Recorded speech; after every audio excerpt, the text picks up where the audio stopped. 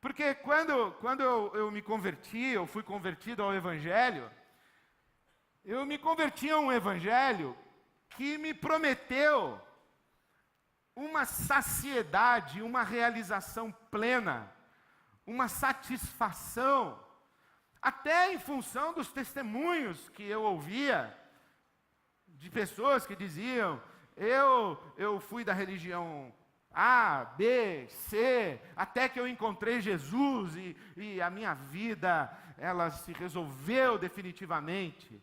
Ou eu procurei sentido para a minha vida, e eu procurei resposta, e eu procurei saciar a minha fome nisso, naquilo e naquilo outro, até que eu encontrei Jesus e hoje eu estou em paz. Ou eu ouvi sermões do tipo assim, pastor, isso eu aprendi no seminário, acho que até que eu já preguei isso. Que, por exemplo, você começa citando Santo Agostinho. O cara cita Santo Agostinho dizendo que ele orou assim: ó Deus, ansioso bate o meu coração até que possa descansar em Ti. Aí depois você dá um salto assim de uns mil e poucos anos e vai para Dostoiévski. E diz assim que no coração do homem existe um vazio do tamanho de Deus. Aí você já preparou total para dizer que esse vazio do tamanho de Deus, você vai preencher mesmo quando você beber da água da vida e nunca mais você vai ter sede, e comer do pão da vida e nunca mais você vai ter fome. E quem quer aceitar Jesus hoje à noite? Eu. Porque eu estou cheio de sede, cheio de fome. Eu tenho um vazio dentro da minha alma que é do tamanho de Deus. C.S. Lewis, ele disse uma coisa muito interessante. Ele disse assim: se percebo em mim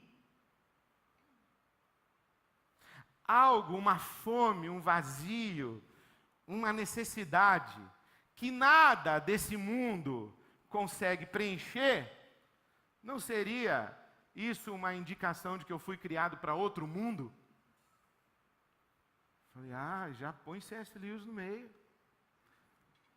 Santo Agostinho, Dostoiévski, C.S. Lewis, Jesus com água da vida, pão da vida. Quem quer entregar sua vida a Jesus hoje à noite e matar a sua fome para sempre, a sua sede para sempre? Eu. Mas o que aconteceu comigo é que eu aceitei Jesus e a fome continuou. Eu aceitei Jesus e a sede continuou. Eu aceitei Jesus e o vazio continuou. Eu entreguei minha vida a Jesus, mas as angústias continuaram. As perguntas continuaram. As feridas da minha alma continuaram. As frustrações continuaram. As culpas continuaram. As amarguras continuaram. Os ressentimentos continuaram. E eu entrei numa confusão, porque entrei numa espiral, porque numa dessas eu comecei a pensar o seguinte, é que eu não me converti coisa nenhuma. Eu sou um religioso, aculturado, fui criado dentro de um lar cristão, evangélico, e quando cresci fiquei evangélico. Porque essa satisfação, essa realização que esse pessoal fala, que Jesus preencheu o seu vazio, o meu não preencheu não. Não é possível, ou tem alguma coisa errada em Jesus, ou tem em mim, ou quem sabe tem alguma coisa estranha na maneira como eu estou lendo o Evangelho, ou na maneira como eu entendi o Evangelho. Será que tem uma outra forma de ler? Porque tem gente que lê a Bíblia Sagrada de uma maneira tão espiritual, que acaba mudando para a espiritosfera. O sujeito fica um espiritualoide, assim, um negócio de outro mundo. E você se sente estranho, porque você se olha no espelho e você fala assim, não é possível, eu não devo ser filho de Deus, não é possível. Porque se eu fosse mesmo crente, Se eu fosse de Jesus, o Espírito Santo habitasse em mim, eu não ia estar sentindo essas coisas que eu estou sentindo, eu não ia estar pensando essas coisas que eu estou pensando, eu não ia estar desejando essas coisas que eu estou desejando. Não é possível. Porque do jeito que esse pessoal fala, eles estão com a vida resolvida, mas a minha ainda não está. Eles vivem no essas coisas que eu estou desejando. Não é possível. Porque do jeito que esse pessoal fala, eles estão com a vida resolvida, mas a minha ainda não está. Eles vivem no céu já. Eu não. E tem um pessoal também que vai para um cinismo que fica só aqui na terra. O pessoal que vai para o céu é assim, ó. A cabeça deles vai indo para o céu e o pescoço vai esticando, sabe? Aí eles vão ficando com o pescoção assim, a cabeça lá no céu. Uma girafa gospel. Ele vai, a cabeça está no céu, o pé aqui na terra e ele com o pescoção, só que o pescoção estica tanto que ele dá uma estilingada nele mesmo, aí o pé sai da terra e ele vai para lá e vai morar lá. Só que as coisas que esse pessoal fala, são coisas que está tudo certo, mas não encaixa na realidade, na vida como a vida é. O sujeito está doente, aí ele fala assim que Jesus levou sobre si as nossas enfermidades e as nossas doenças e as nossas dores, e eu estou curado pela fé. Eu falo, Deus, tu está morrendo, bicho. Eu falo, não, mas pela fé eu estou curado. Eu falo, pô, não estou conseguindo entender isso daí. O outro diz assim, depois que eu entreguei a vida a Jesus, eu parei de fazer análise, eu parei de fazer psicanálise, eu parei de fazer terapia, porque Jesus me curou da minha depressão. Mas tu usa óculos, bicho, tu não curou nem do teu astigmatismo. Como é que tu foi curado da depressão? Você não jogou fora seu óculos, jogou fora o remédio que seu psiquiatra recomendou para você? Não é coerente, não bate. Tem uma lógica interna contraditória que não funciona. Então a gente tem que pensar na Bíblia Sagrada com a cabeça no céu e o pezinho aqui, mas não pode ser uma girafa gospel. A gente tem que crescer, amadurecer, ganhar a perspectiva espiritual, mas para a vida aqui na terra. Isto é, ganhar a perspectiva espiritual sem abrir mão da nossa racionalidade, da nossa inteligência, da nossa capacidade de pensar, da nossa honestidade de perguntar e da nossa integridade para duvidar, para se angustiar diante de Deus. Deus não tem medo das nossas perguntas. Deus não tem medo das nossas angústias. Ele, através do profeta, ele diz assim, vem, traz as suas perguntas, na tradução da sua Bíblia, vinde, pois, e arrazoemos. E aí, então, eu fui buscar uma outra leitura possível. E percebi que Jesus está dizendo que aquele que crê em mim, terá acesso a uma fonte de água viva. E ele vai ter acesso a rios de água viva, a um fluir de água viva. Porque quando o povo saiu do Egito e foi para o deserto, Deus não falou para Moisés assim, ô Moisés, põe o pessoal aí em fila indiana que eu vou dar um copo d'água e um pãozinho para cada um. E Moisés falou, para que é mesmo, Senhor? Vou dar um pãozinho que vai matar a fome deles de uma vez para sempre por 40 anos. Vai durar 40 anos aí sem fome. E eu vou dar um copinho d'água para eles, de uma água que eu vou dizer para você, ó, eles não vão ter sede durante 40 anos que eles vão ficar no deserto. Vão tomar uma água poderosa, vai matar a sede por 40 anos. Deus não falou isso para eles. O maná no deserto caía todo dia. Todo dia caía o maná, menos no sábado, mas na sexta caía a porção dobrada. Eles pegavam o maná para a sexta e para o sábado, mas caía todo dia. Jesus nos ensina a orar como? O pão nosso de cada dia. Porque em Lamentações nas suas lamentações, o profeta Jeremias, veja que interessante, né? A Bíblia tem um profeta que escreve um livro de lamentações. Então, no livro das lamentações de Jeremias, o profeta, ele diz que as misericórdias do Senhor se renovam a cada manhã. Cada manhã. É a porção do dia. É a porção de cada hora. É a porção de cada momento.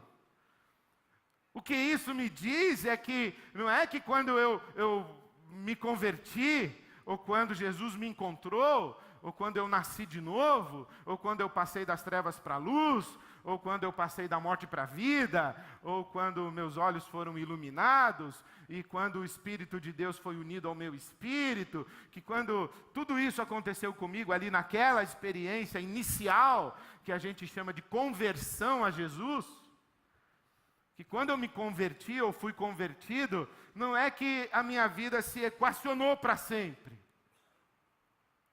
Porque o que equaciona a nossa vida para sempre não é a conversão, é a ressurreição. Deus não nos resolve em definitivo na conversão.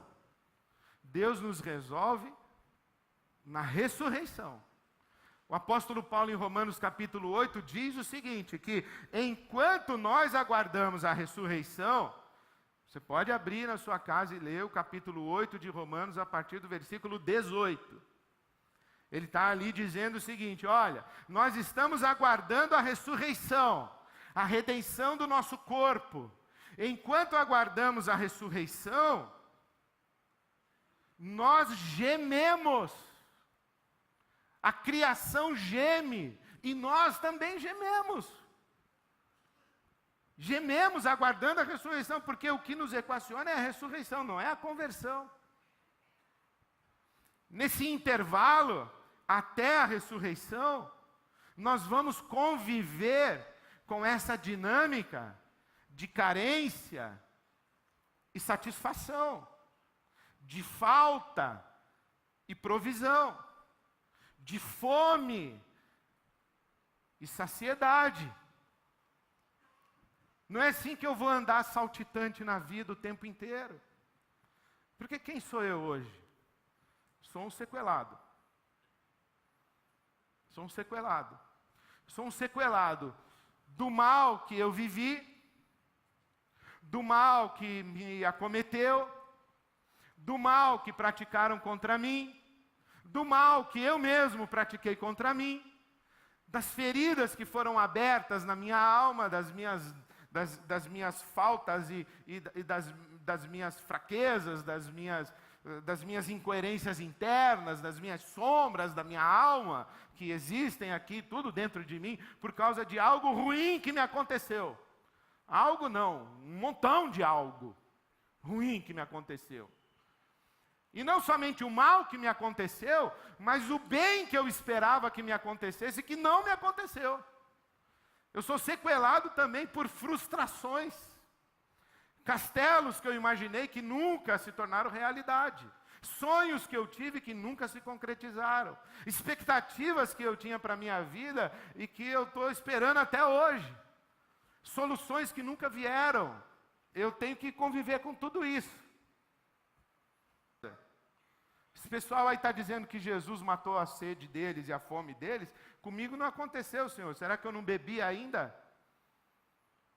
E aí então eu ouço Deus dizer para mim o seguinte, meu filho, o problema não está em ter fome, nem em ter sede. O problema está onde você vai matar sua fome, onde você vai matar sua sede. A conversão não é a experiência de solução final. O encontro com Jesus é a descoberta da fonte de água viva. Quando a gente encontra Jesus, a gente descobre.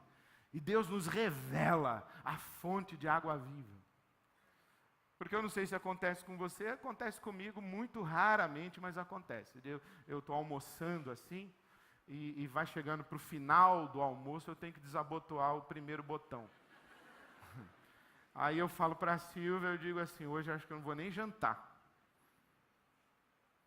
Mas quando chegam às 9h30, 10 horas, assim, vai começando a dar aquela fominha. No dia seguinte eu já quero almoçar de novo. tem nada de errado nisso. Errado é comer até ter que desabotoar o botão. Mas ter fome no dia seguinte, tem nada de errado nisso. Aliás, a vida seria muito sem graça se a gente não pudesse almoçar, né, todo dia. É cruel um ser humano que não pode ter 3 refeições ao dia. É cruel que um ser humano fique sem refeições por dias seguidos. Isso é cruel. Não apenas porque é uma questão da sua sobrevivência, mas porque é uma das questões de prazer na existência. Se eu falasse, olha, eu tenho aqui um comprimido que eu posso dar para você tomar agora e nunca mais você vai querer comer uma manga rosa. Nunca mais você vai querer tomar um suco de morango gelado. Nunca mais você vai querer comer um brigadeiro. Nunca mais você vai querer comer uma feijoada. Nunca mais você vai querer comer uma lasanha. Quer comer esse comprimidinho? Quer tomar? Quer ter essa vida sem graça pro resto da vida? Você não quer, né? Não quer. Então não tem nada de errado a gente ter fome e satisfazer a nossa fome, matar a nossa fome. Da mesma forma, não tem nada de errado na nossa peregrinação existencial, na nossa peregrinação espiritual, a gente ter fome. Dizer para Deus assim, Deus, está faltando alguma coisa. Está faltando alguma coisa, assim. E Deus diz assim para mim, não tem problema nenhum, não tem problema nenhum, meu filho. Pode ter fome, pode ter sede. Você não almoçou ontem? Almocei, sim, senhor. Falei, não está querendo almoçar hoje de novo? Estou, sim, senhor. Então, mas você já não aprendeu esse negócio de caloria vazia? Já te explicaram? Eu falei, já explicaram, sim, senhor. Caloria vazia, eu sei o que é. Você já aprendeu que tem coisa que você come que te faz mal e coisa que você come que te faz bem? Eu falei, já aprendi também, sim, senhor. Você já aprendeu que tem determinadas coisas que você come e bebe que roubam a sua energia? Tem coisa que você bebe, inclusive, que joga você num baque tremendo, gera é um negócio ruim, dá uma dor de cabeça desgraçada. Você já aprendeu, meu filho? Eu falei, já aprendi, sim, senhor.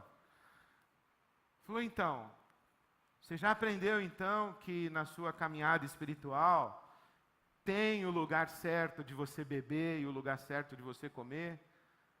Falei, já aprendi, sim, senhor. Falei, porque o povo de Israel demorou para aprender.